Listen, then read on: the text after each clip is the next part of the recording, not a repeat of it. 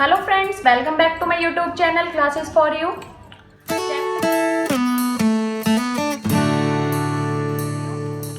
Chapter 5। तो आइए friends, आज जान लेते हैं समयुग्म जी और विषम युग्म जी के बारे में।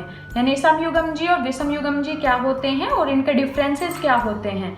सो फ्रेंड्स ध्यान दीजिए, अगर किसी को कोई प्रॉब्लम हो तो वो कमेंट जरूर कीजिए। तो फ्रेंड्स आइए अब स्टार्ट करते हैं आज की इस नई वीडियो के साथ। समयुग्म जी, जब किसी भी पादप के लक्षण का दोनों जीन समान होते हैं तो उसे समयुग्म जी कहा जाता है।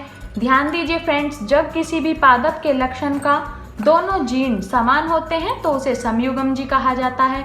फॉर एग्जाम्पल आप प्रभावी और अप्रभावी ले लीजिए। प्रभावी कैपिटल टी और अप्रभावी स्मॉल टी।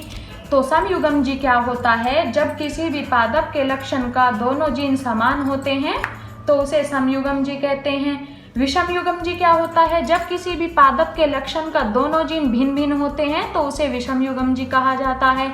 समयुग्म जी में उसके लक्षण और जीन दोनों समान होते थे तो इसी वजह से हम उसे समयुग्म जी कहा जाता था।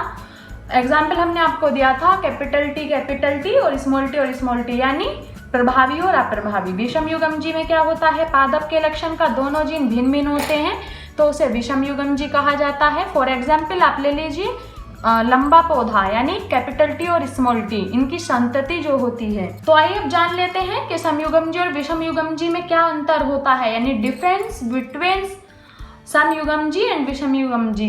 तो आइए जान लेते हैं। पॉइंट 1, समयुग्म जी, इसके जीन समान होते हैं। जैसे कि आपने देखा कैपिटल टी और कैपिटल टी, और इसमें क्या होता है, इसके जीन भिन्न भिन्न होते हैं। आपने देखा कैपिटल टी और स्मॉल टी।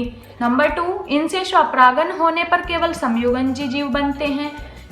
इसमें क्या होता है, विषम युग्म जी में स्वपरागन होने पर प्रभावी समयुग्म जी यानी कैपिटल टी, प्रभावी संकर कैपिटल टी और स्मॉल टी तथा प्रभावी समयुग्म जी टी यानी स्मॉल टी ड्वार्फ प्रकार के जीव बनते हैं।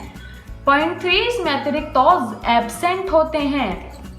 विषम युग्म जी जीवों में संकरोज पाया जाता है। पॉइंट 4, यह एक विशेषक के लिए शुद्ध होते हैं।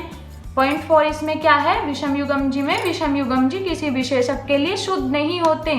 पॉइंट 5, यह केवल एक प्रकार के युग्मक बनाते हैं। क्या समयुग्म जी में केवल एक प्रकार के युग्मक बनेंगे और विषम युग्म जी इसमें एक जीन की वंशागति में 2 प्रकार के युग्मक बनते हैं। तो फ्रेंड्स फिर से ध्यान दीजिएगा, मोस्ट इंपोर्टेंट, समयुग्म जी और विषम युग्म जी में अंतर बताइए। समयुग्म जी और विषम युग्म जी, इसके जीन समान होते हैं, विषम युग्म जी के जीन भिन्न भिन्न होते हैं। इसके स्वपरागन होने पर केवल समयुग्म जी जीव बनते हैं। स्वपरागन होने पर प्रभावी समयुग्म जी, प्रभावी संकर तथा प्रभावी समयुग्म जी प्रकार के जीव बनते हैं। इसमें अतिरिक्त ओज एब्सेंट होते हैं। उस विषम युग्म जी जीवों में संकर ओज पाया जाता है। यह एक विशेषक के लिए शुद्ध होता है। विषम युग्म जी केवल विशेषक के लिए शुद्ध नहीं होते हैं, यह केवल एक प्रकार के युग्मक बनाते हैं। इसमें एक जीन की वंशागति में 2 प्रकार के युग्मक बनते हैं। सो फ्रेंड्स आज की इस वीडियो में बस इतना ही। आगे मिलते हैं आपको एक नए चैप्टर के साथ, चैप्टर 6।